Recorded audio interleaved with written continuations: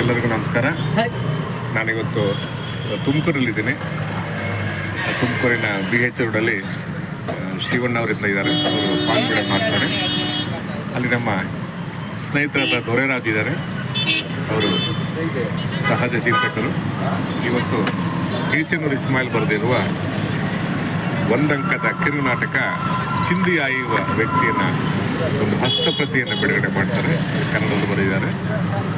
ದೊರೆಯವರು ಬಿಡುಗಡೆ ಮಾಡ್ತಾರೆ.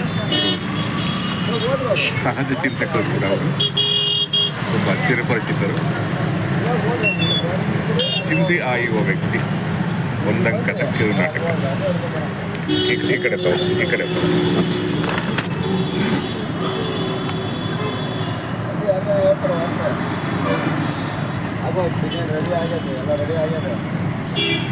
ಸರ್, ಒಂದು ಎರಡು ಮಾತಾಡಿ ಸರ್, ದಯಮಾಡಿ.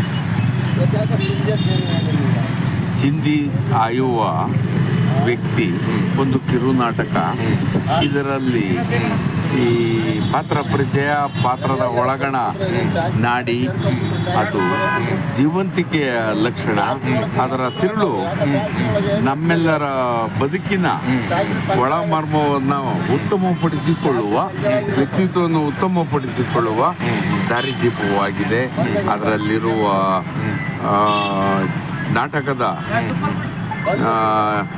ಕ್ರಿಯಾ ಬಿಂದು ಅಂದರೆ ಇದು ಮಾನವೀಯತೆ, ಕ್ರಿಯಾಶೀಲತೆ, ಕಾಯಕವೇ ಕೈಲಾಸ.